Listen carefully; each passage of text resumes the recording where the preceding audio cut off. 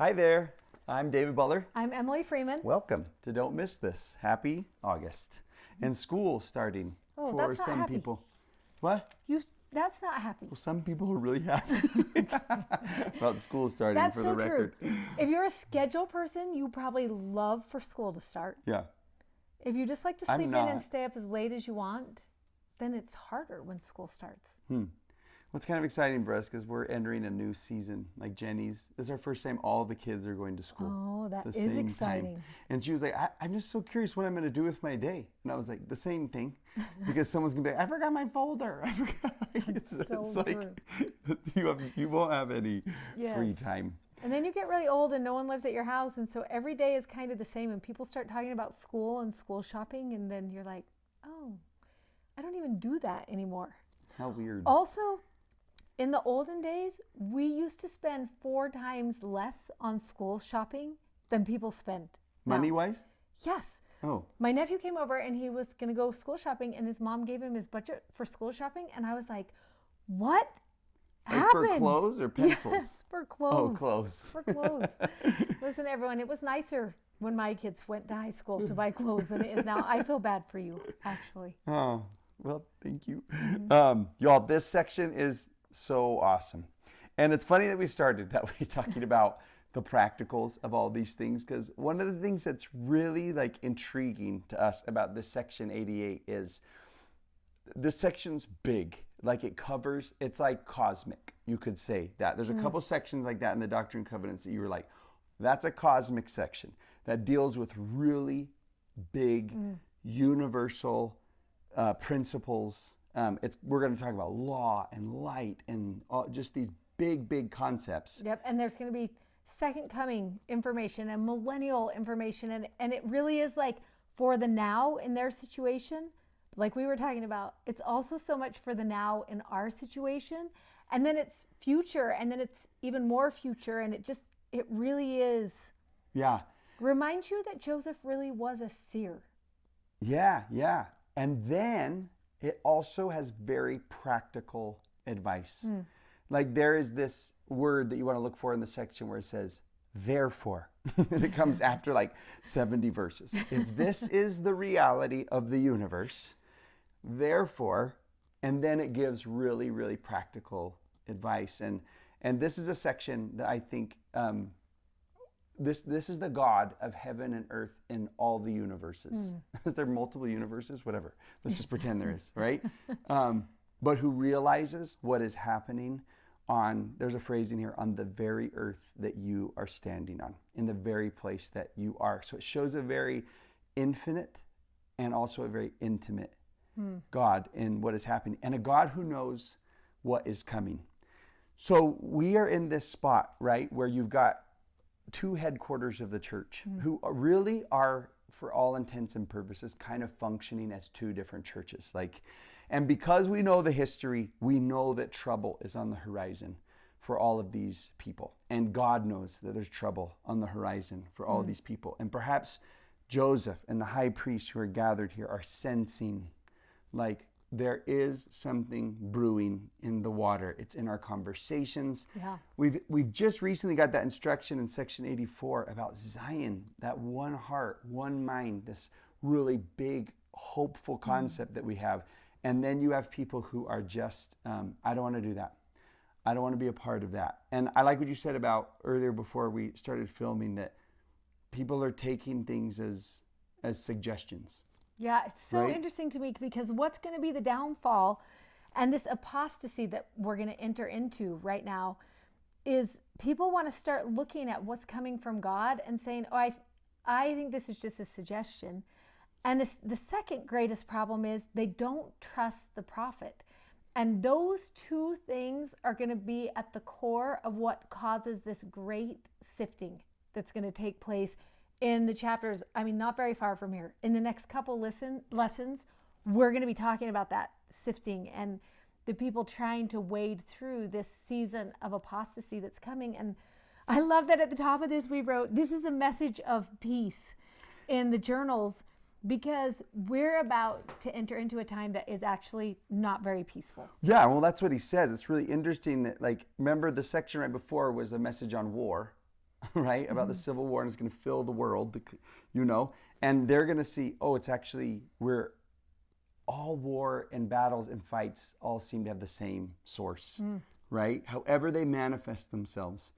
But a fight that happens within a home or within a faith community or within among nations, they all have the same source. They're just manifesting themselves differently, right? So you had that one, and then you've got wars mentioned at the end of 88. But 88 says, the Lord says, this is a leaf plucked from the tree of paradise, from the Garden of Eden, this little message of peace for you, right in the middle, and maybe more a promise of peace or a way to peace. I love that, a way. You know, that God is advising them. There's a verse in here right in the middle when we start talking about these two things, you know, where you're just like,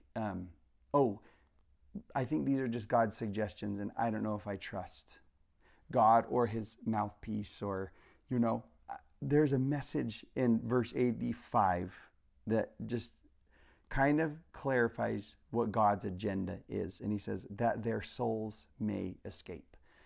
The whole reason I'm trying to guide you, give you law, give you light, give you direction, is that your souls may escape.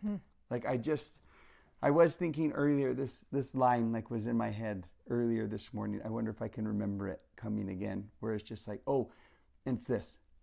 God does not wink at sin because sin costs him too much. And what it costs him are his children. So he's like, I will not lose any of you. And so I won't wink at sin, and I won't wink at the things that are destructive. My whole intention and agenda is that your souls may escape, right? What's coming? What is coming? What happens, you know, as an outgrowth of, you know, the way you're thinking and acting and everything, you know, that's going to come. Yeah, I love as we get into this chapter, he's going to do what he does regularly in the Doctrine and Covenants, and that is to introduce himself to us. And we've seen it over and over again since the very beginning that he's like, I am the Lord of, and then he tells us all of these things. And we see these descriptions of him. And sometimes that's one of my favorite ways to read the Doctrine and Covenants, is just to look at how does he describe himself and his character and his attributes and who he is. And I love in this one that he's going to introduce himself in verse 2. This is pleasing unto your Lord, and the angels rejoice over you. The alms of your prayers have come up into the ears of the Lord of Sabaoth. Now, sometimes we read that and we think it means the Lord of the Sabbath, because the letters are so close that we're like, I think that's what they were trying to write. That word Sabaoth has an entirely different meaning, and you actually are going to love the meaning of it. He's going to introduce himself here. He's going to repeat it again in 98, a reminder of who he is. That word Sabaoth, the Greek translation for that tells us that it is the armies of the Lord. And I love the thought of that. In fact, the other word that you might use to translate it is the military of God. And I love that he's like, I am the God of angel armies. That is who I am. And let me remind you that is one of my attributes. I'm singing that's my that song character in my mind. I know you can't help the it. God of angel armies. The God of angel armies. He is a friend of mine. Yes, you love the thought of that. I love that. I think he sees the battle that is about to be waged ahead of them. And I love that he's like, let me introduce myself to you right now as the God of angel armies. That we're going to go into this battle and we're going to enter it together. And before you even hear the first signs or sounds of battle, I want to remind you of these things. And they become crucial in his day, but also crucial in ours. Yeah.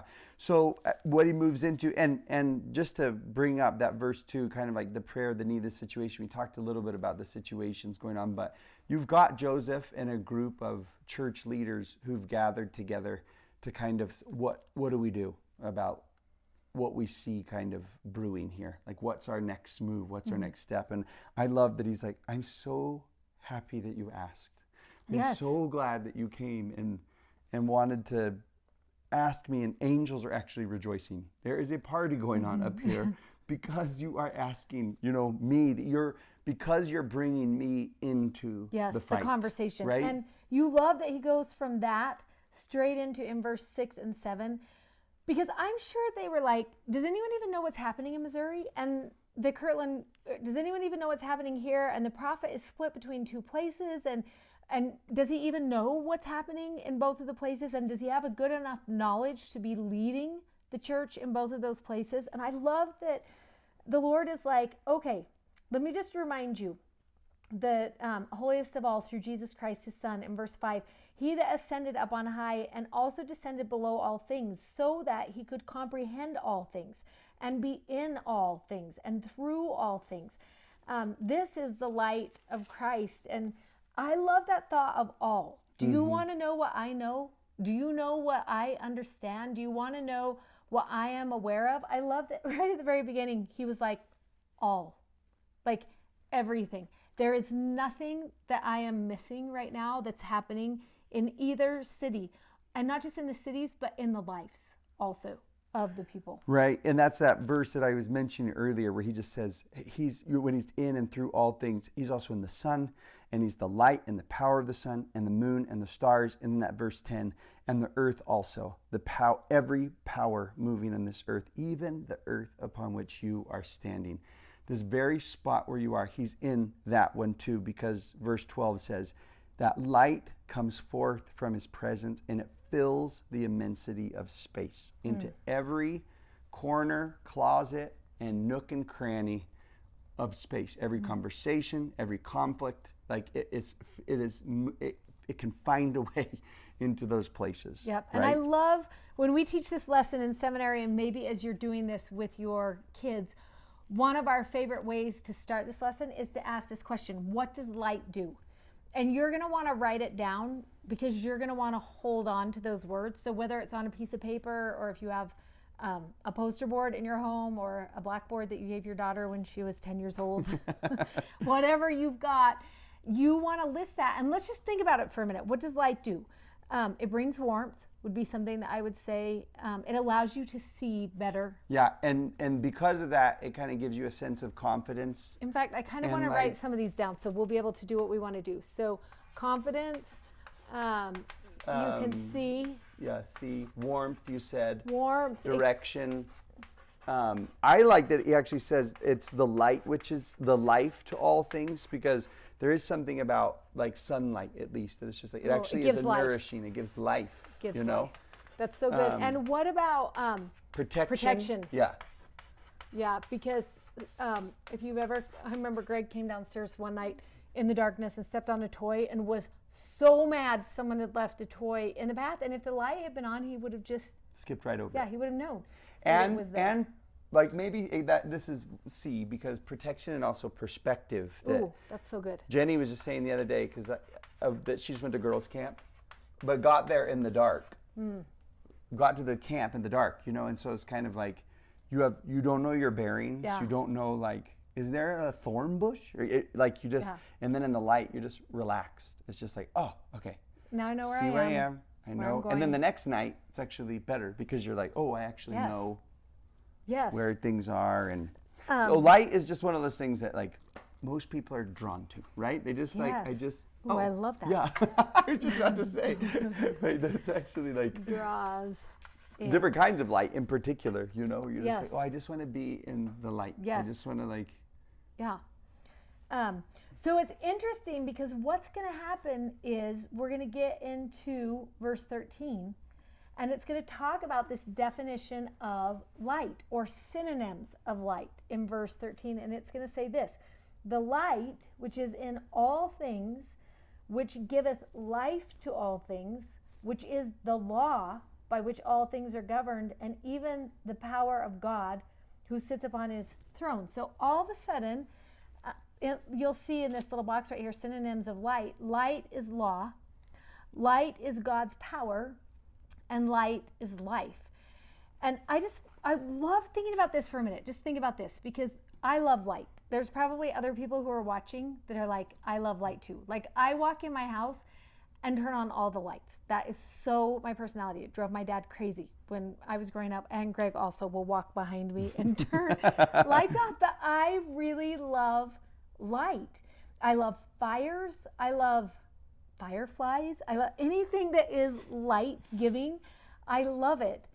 And there's probably other people who are like, me too, me too. I'm so happy that you mentioned 3 sources of light, and one of them was a firefly. Well, why don't you love fireflies? I do so much. We don't have any in Utah, everyone. It kind of is a sad thing for me. I love going that way in the To the east summer. or south. We have them in Texas. You do? Oh, yeah. Just right in the middle of the United States. Yeah, just catching them. Oh, right. I just love them. I love them. So anyways, I want some of those. You don't ever say this. I love law. Right. I love law so much. I just want to surround myself with law. Yeah, no one's like it's really pretty to hang up on your wall, something that's like, yes. God, shine your light upon me. Yes. Pour it on me in abundance. Let it spill through every window of my heart. Like no one would write, Lord, pour out your law on me. Yes. Surround me with your law. And like this, what are your 3 favorite laws? The 25 miles an hour. Is that it? I know that's not yours already. But watch this for a minute, because this is fun. Watch this for a minute. Does law give perspective? True. Does it give protection? Also true. Can it bring you confidence? Yes. Can it help you see? Surely. Does it make you feel warm? Yeah. Because it brings the spirit. All those other right? things It brings the spirit to Well, you. and those other, right, which those are manifestations of the spirit, right? Perspective, confidence. Does right? it give direction? Yeah. Does it give life? Yeah, because it protects life. Right. And it enables increase and progression. I was going to say, growth. Not only like protects, but also like God's laws are not only to escape, right? He mentions that here, but he's like, he also has an exalting purpose too. Yeah, it helps you grow, and it draws in, right? One of the things it says about Zion is the safety that comes from that place will actually draw other people in.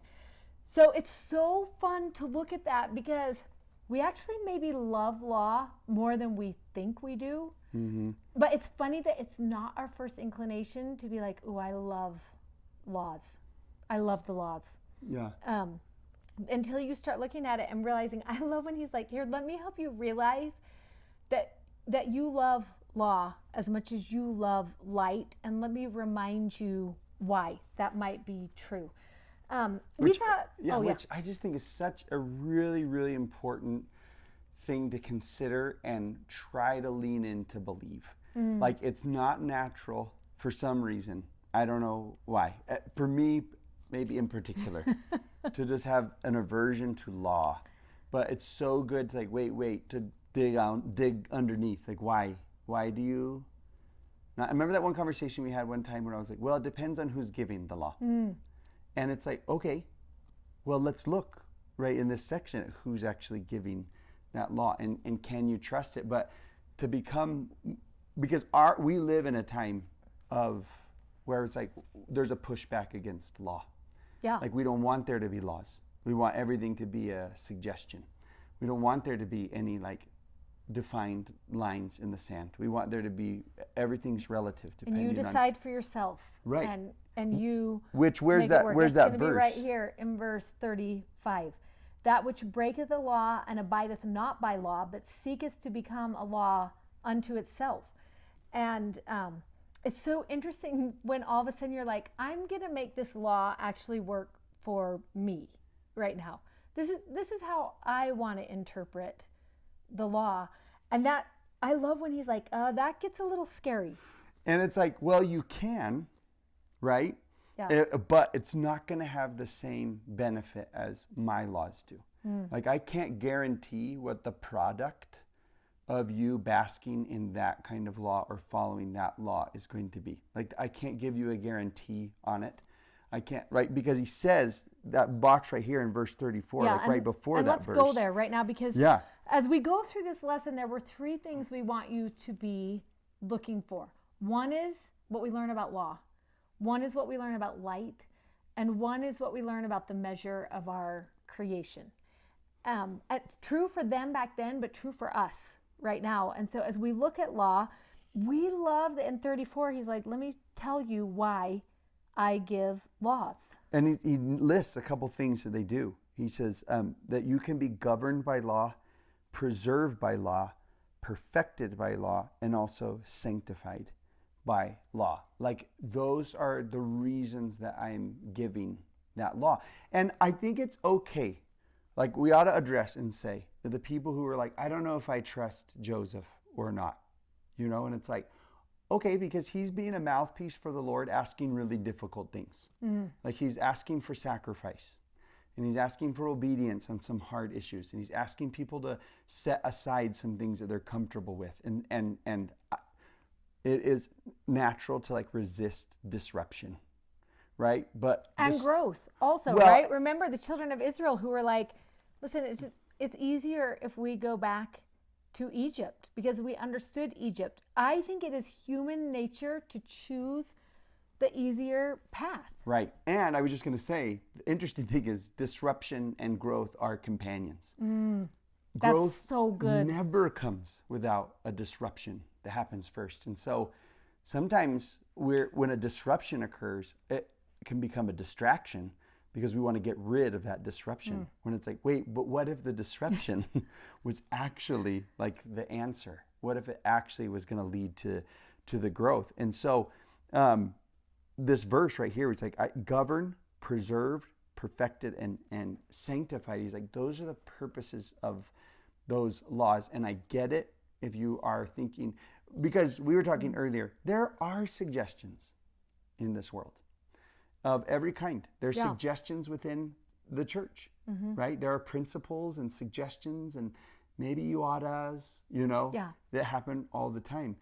But there's not an either or. There are also laws, right?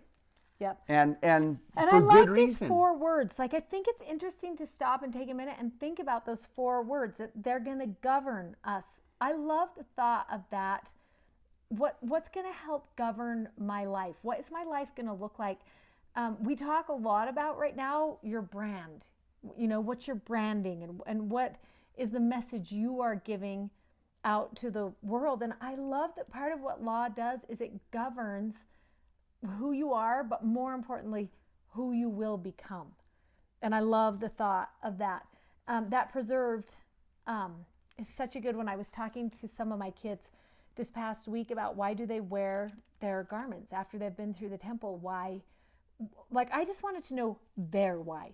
Not why we've been told, but what is your why? And one of the sweetest ones for me was my cute daughter-in-law who wanted to talk about, if I haven't worn mine for a while, whether you've been on a trip or you went and exercised or whatever, you've been to the beach all day long or whatever's going on in your life. And she said, there is something about when I put mine back on, there is a protection I feel and a spirit that I feel when I put them on. And I was like, it's so interesting, that thought of a holy covering that actually protects, right? It preserves. And law does that. That's the purpose for law, is that preserving that maybe we feel within that place. And I was going to say, like, with the synonym of light, I love that phrase that Paul uses where he talks about putting on an armor of light. And garments can be a reminder of God's law, his governing, preserving, perfecting, sanctifying nature. He's like, let me, wrap you up in light, which is also saying, let me wrap you up in law. Ooh, that is so good. And that thought of that armor of light, that protection and guidance. And as we talked with my daughters, I was like, here's what I think about when I think about the garment, and it could transition into laws too. The laws of the gospel is, it's signifying for me relationship. All of those things signify relationship, and how much I want to invest in the relationship is how much I'm going to participate in the law of what has been given.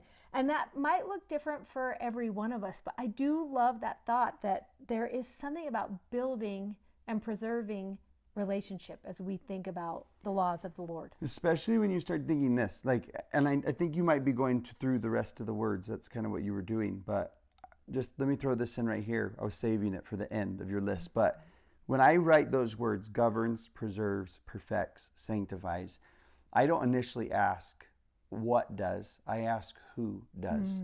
And I want to say God governs, and God preserves, and God perfects, and God sanctifies. And I think those are all true. And I love those about God. And then I want to say, well, how does he do it? And I might say, through his law. Like his law is only an extension of his heart, is what it is. Ooh, that's so good. And I just love those last two words, just thinking about the definition, because sometimes that word perfected overwhelms us a little bit. And I love that the Greek translation of that word perfect is complete. That law completes us.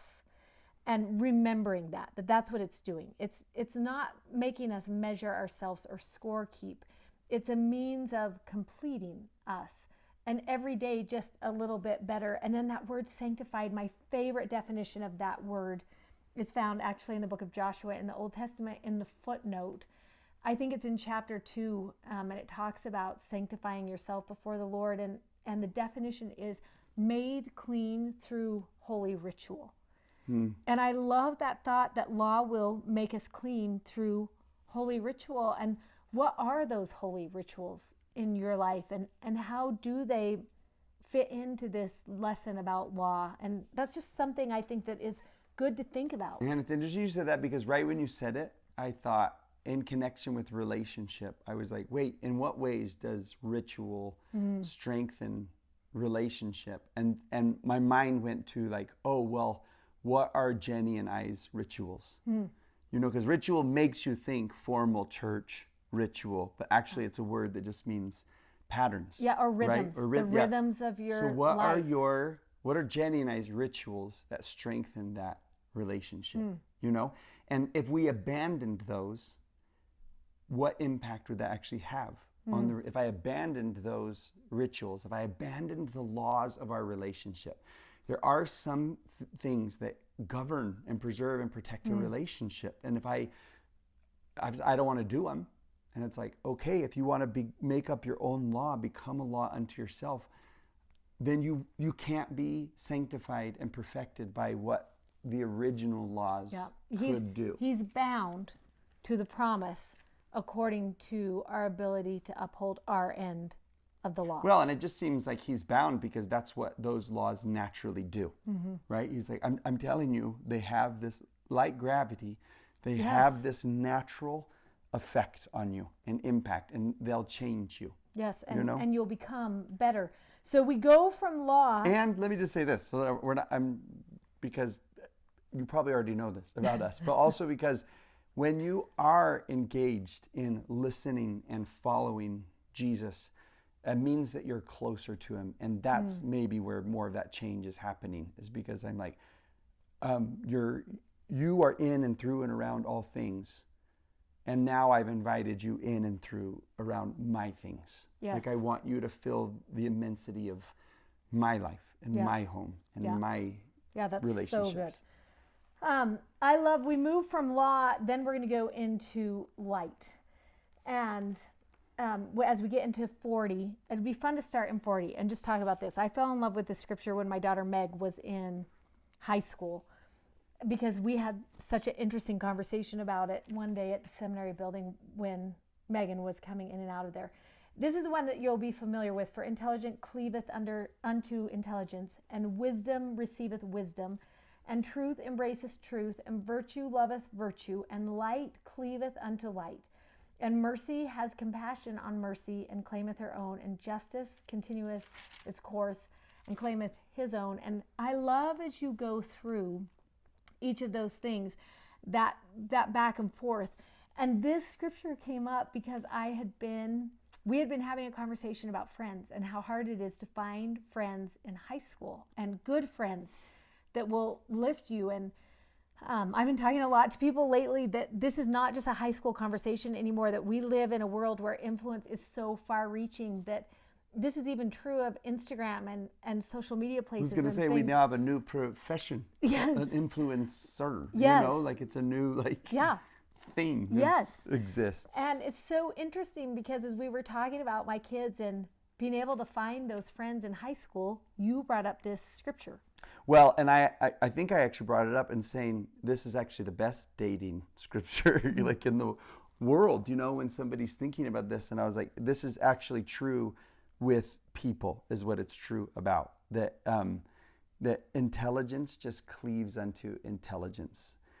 Wisdom receives really naturally wisdom. And that one I love, that light cleaves unto light. And if you are seeking God's light in your own life, then you're going to recognize where are those places that are also, and those people that are also light-filled people in places, and merciful places, and compassionate people, and truth-embracing people, right? Yep. That they just, you're drawn to each other. And I love that you simplified it down, and you'll see it right here in your journal, that light attracts light. And that was such an interesting conversation to have with my daughter Meg and then my daughter Grace a few years later, to be like, as you're thinking about friends and the people you want to draw into your life, I just want you to remember this really simple phrase: light attracts light. And how important that is as you're living out that life. So let's just talk a little bit about light. And we're going to go to kind of where we were, but in verse 41, he's going to come back around to where he started before he taught us about law. And he's going to say, as he talks about light, he comprehendeth all things, and all things are before him, and all things are round about him, and he is above all things, and in all things, and through all things, and he's round about all things. And he talks about this thought that everything moves within its season. And as we get into this course about these courses that are fixed and these planets that revolve around the earth, in verse 44 he says this: and they give light to each other in their times and in their seasons and in their minutes and in their hours and in their days and in their weeks and in their months and in their years. And I love the thought of this lesson that happens right there, because I love that he's talking about those planets, but also it's true about us, that we give light to each other in our times and in our seasons and in our minutes and our hours and our days and our weeks and our years. And then he's going to take us into this parable that is in 52 is where it starts.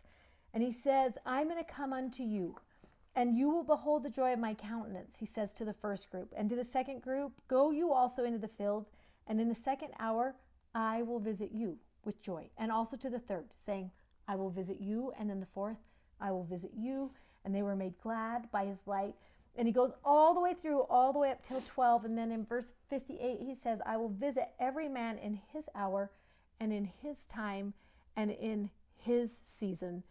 That's what having the light of Christ in your life will do. And we recognize it in him, but then others also recognize it in us. And I love the thought of that light coming, and that it's in and about and through and all around everywhere. And that thought that it will visit us in our times and seasons, but then it will also allow us to bring it to other people in their times and seasons. Well, and I think that's such a beautiful concept, the idea of like that we give light to each other in their times and their seasons. You remember Elder Maxwell has that quote where he talks about the star that got put in orbit, you know, and then he says, as on the Christmas, the millenniums star. Before that moment was going to happen. I'm going to write this down so we can remember. Put it in there.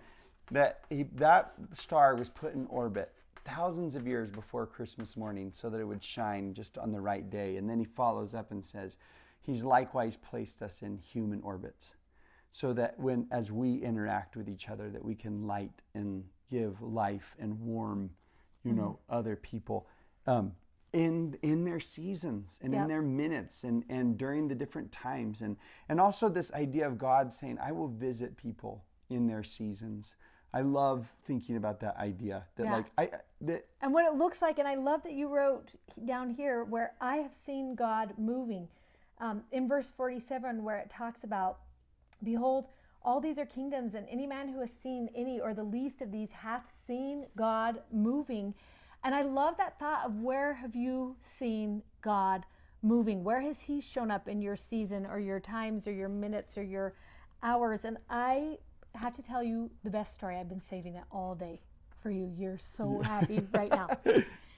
Everybody, do you remember my cute friend, Chris Belcher, who passed away? And we talked about it a lot during that time. Just a good, sweet, sweet friend of mine, and such a champion for my kids.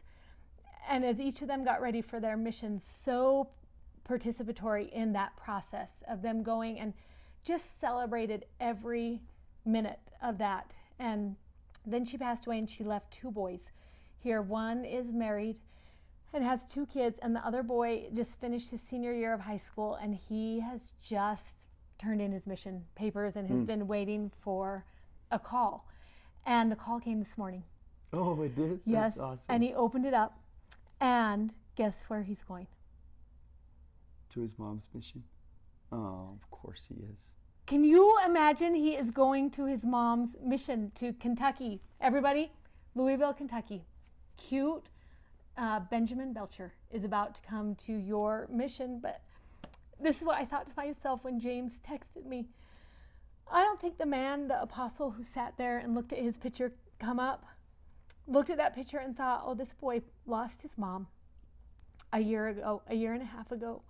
And they were just so close together. And to think about her watching down in that moment when he was going to open that call, and that man would have never known about that sweet relationship, and may or may not have looked at the paper to see where that mom had even served her mission before, and wouldn't even realize the sweetness of knowing that every step of that mission, Benji will be walking in a place where his mother gave her heart to for 18 months of her life. And what a sweet connection to have that in common with his mom and to be in all those places. And then I want to say this. Have you seen God moving? Because I saw God moving this morning, and how miraculous it is for him to show up in sweet moments like that, just so sweet in that time and in that season, in that minute, in that hour, in that day. And all morning I've just been thinking, can you imagine Chris Belcher right now? And I just want to think that God didn't let her know until he opened it. He was like, oh, I'm going to make this a surprise for such a good her surprise. also. But you know what's really powerful about what you just said is that parable is of God visiting each place like one at a time in their own times and in their seasons. And I love that you can look at that story and still say, I saw God move this morning in their kingdom this morning. It was their turn today. And you might be waiting for God to be moving in your own story right now. But it's powerful that you can still watch him moving in other people's, and let it be a reminder of who he is, and that he will come to me in my season, instead of it being a moment of like, well, how come that didn't happen to me? And how come I, but rather to see like, oh yeah, I forgot. I worship a God who visits people, and to happify them. What was the word? To be glad, to make joy. Yeah. And to say I can see him moving in those other places. And y'all, I just cannot think of a better way to spend your life than that verse 44.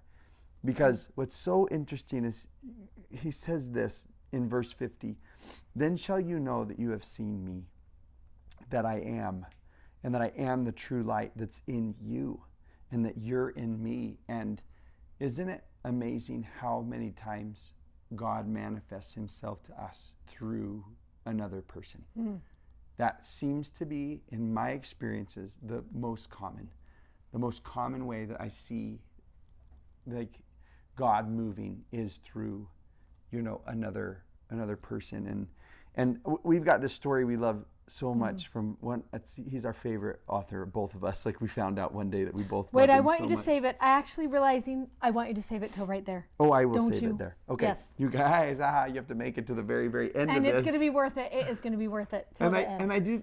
Well, I'll say that last. I'll put it all together. Okay. Okay. So this is okay. Remember, we started in saying, in these times of sifting, as we kind of looked at, there's just these three things that we think God is saying. I need you to understand these things. One of them is law, and what it actually is, and what its benefits are. I need you to understand light, and where you can find it, and that you should be seeking it. And I actually loved earlier when you said this about this light attracts light, this idea of like, where are you going to get your light from?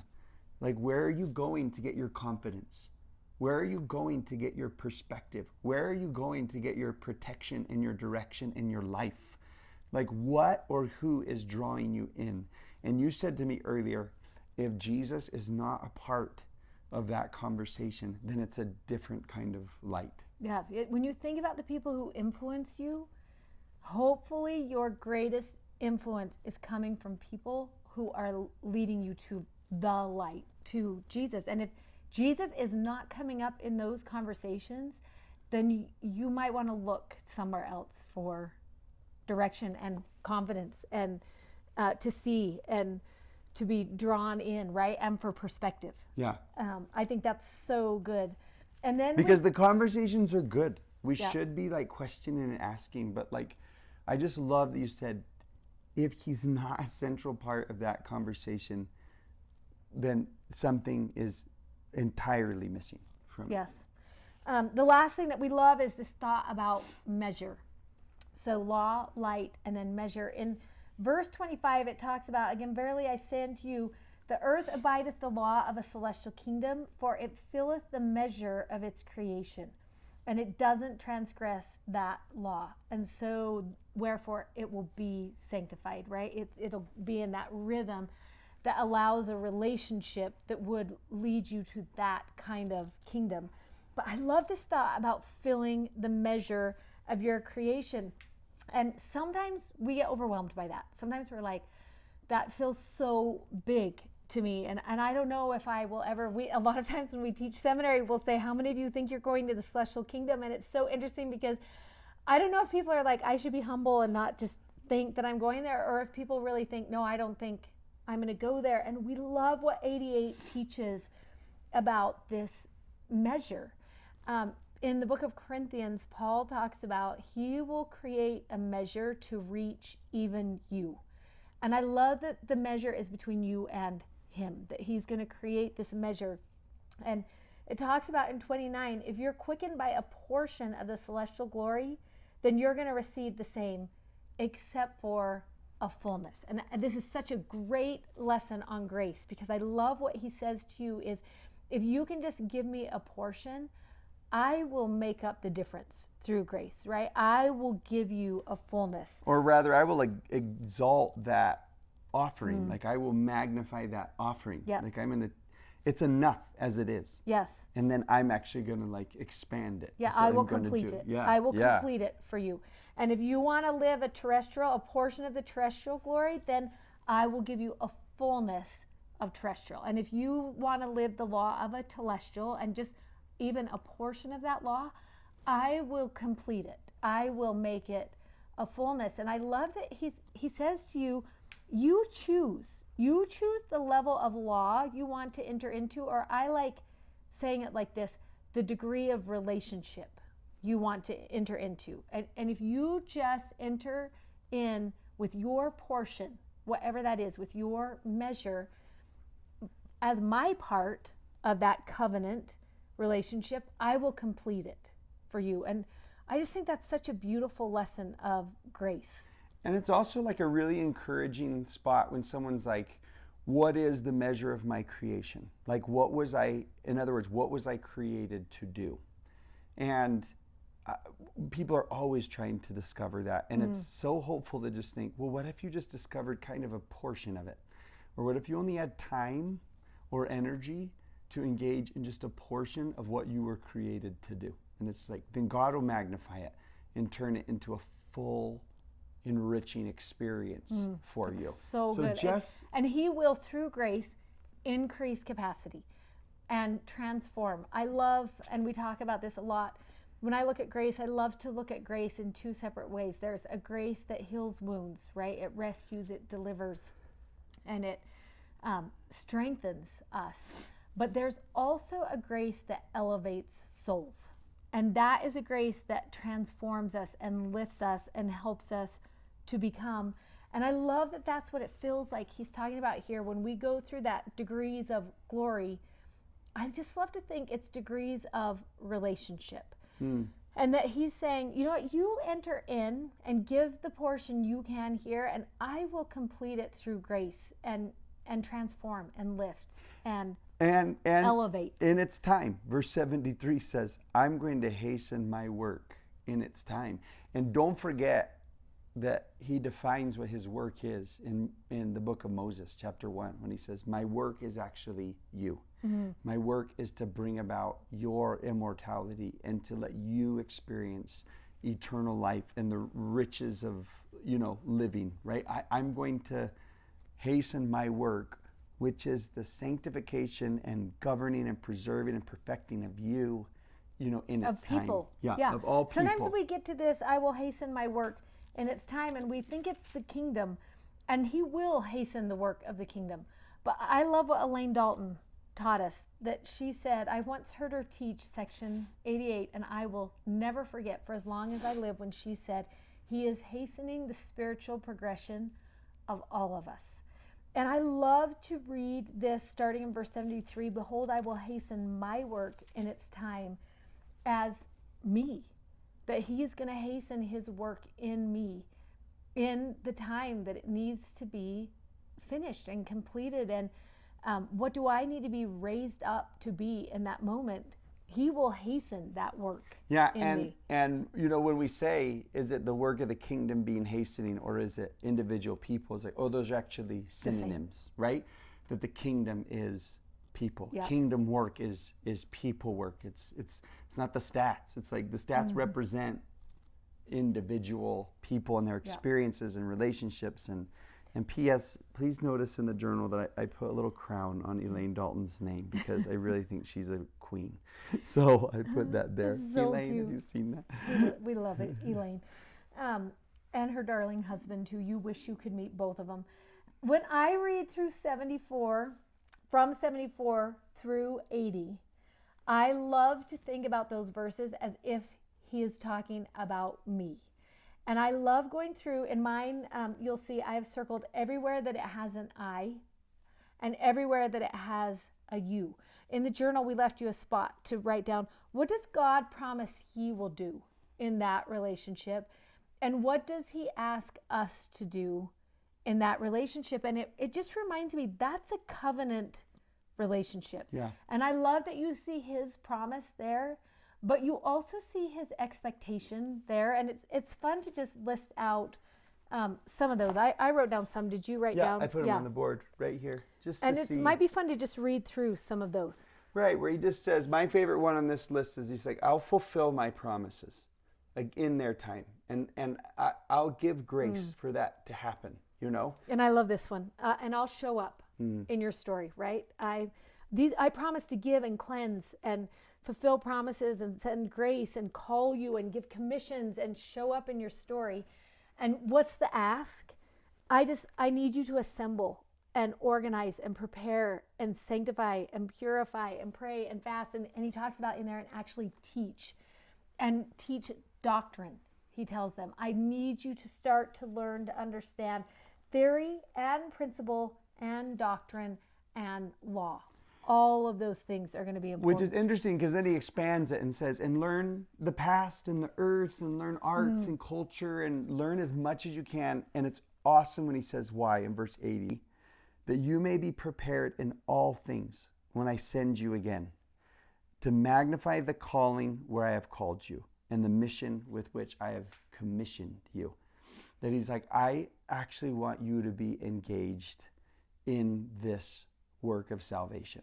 And I love that sometimes we read that and we're thinking of a call that's going to come from the church office building in a big envelope, or now I guess it comes by email. Yeah. And I think it's important to remember that actually he has a mission for all of us, and he will call us into the work. And sometimes that call is going to come from North Temple or wherever it says on that call. And sometimes it's going to be a call from a bishop that you're going to receive in a bishop's office. But sometimes it's going to be a call that comes through the whisperings of the Spirit that says, could you work with this person right now? Or could you give a little bit here in this area right now? Could you do this with your Instagram? Could you do this within your family? Could you provide something for your neighbors on your circle? You know, that call with which you are commissioned might be the whispering of the Spirit for you to go to work in your circle of influence and bring light into that space. Yeah. And here's that story that we love so much from Robert Fulghum. He talks about going to this philosophy school for a couple of days. It's sort of like a camp for nerds. It's, I'm just kidding. Just really smart people of the world. And it's in Greece, you know, of course, it had to be. And there was this really respected man who was teaching and kind of talking about things. And he ended his presentation. He asked for any questions. And Robert Fulghum said, I raised my hand and I said, I have a question. And he just said, so what's the purpose of life? And he said, everybody kind of laughed a little bit. But Dr. Papaderos held up his hand. And he said he looked into my eyes to see if they were sincere. And when he saw that they were, he talked about growing up in a really war-torn Greece. You know, it just was during the height of World War II. And he said, one day I found a wrecked motorcycle, and I found a piece of the pieces of the side mirror. And he said, I tried to put them back together, and they didn't fit. And I found a big piece that was there. And he said, I kind of scratched it down until it was a little circle. And not sharp. Yeah, just like a little guy. And then he says this. Let me read you from him.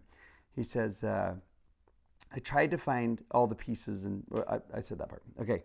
I began to play with it as a toy and became fascinated by the fact that I could reflect light into dark places where the sun would never shine, into deep holes and crevices and dark closets. It became a game for me to get light into the most inaccessible places that I could find.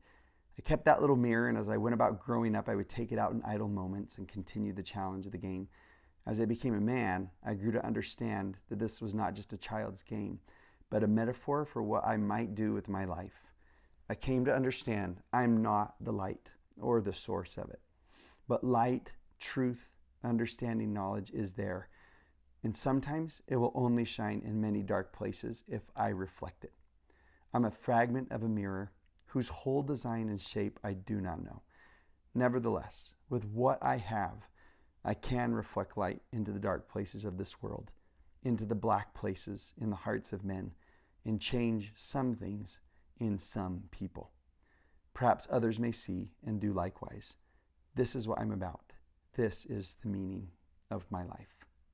And then he said he actually took it out of his pocket and shined a little light from the sun onto his hands, you know, on his desk. And I just think a lot of times there's a lot of frustration and I've seen a lot of contention, you know, in our world, and that kind of sifting idea or whatever, and you more than me, and just based on our conversations, and it just seems that the root of a lot of that is somebody asking, what's in it for me?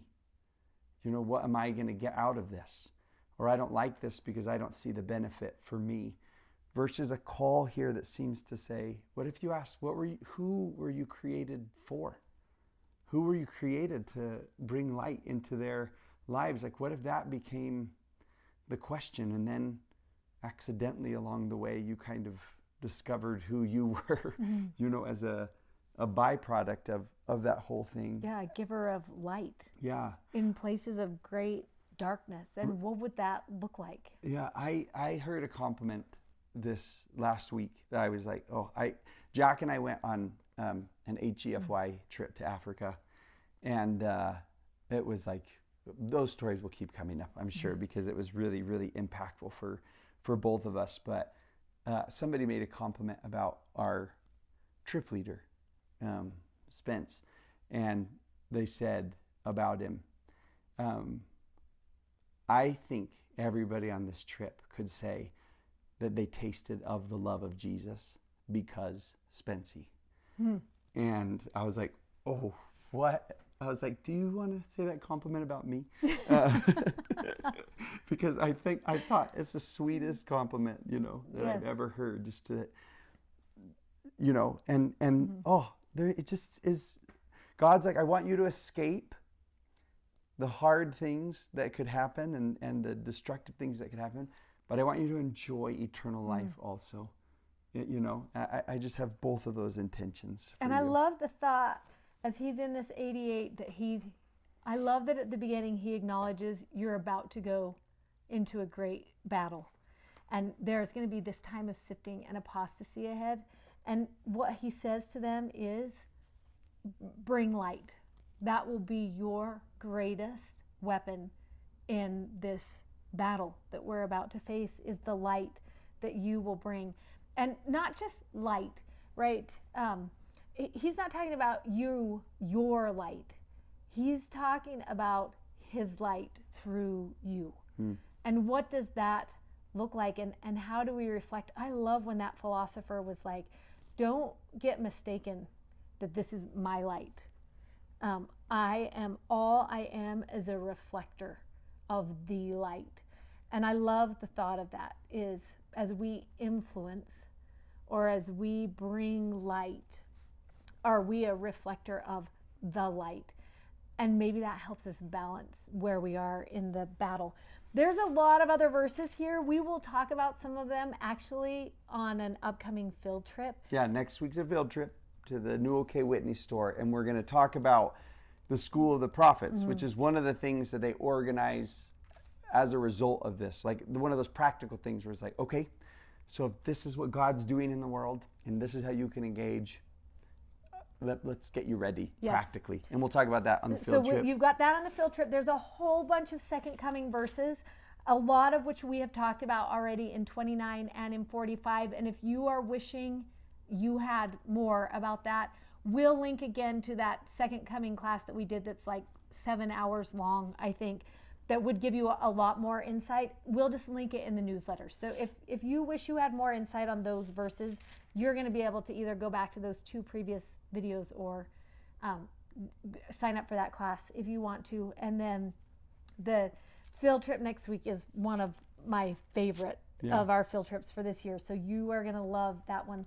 But so many good things here, and just that reminder in their day and the same in our day to be the means of reflecting the light, and maybe spending some time this week thinking about what does that actually look like. Yeah, because, and I just remembered this verse I love so much in here, that he says, all things will be in commotion. And surely because of that, men's hearts will fail them. For fear will come upon all people. And how beautiful to be the means of hope and encouragement and courage and peace, by bringing his light. Yep, and all of these things that his light brings. So good. Okay, we'll see you next week.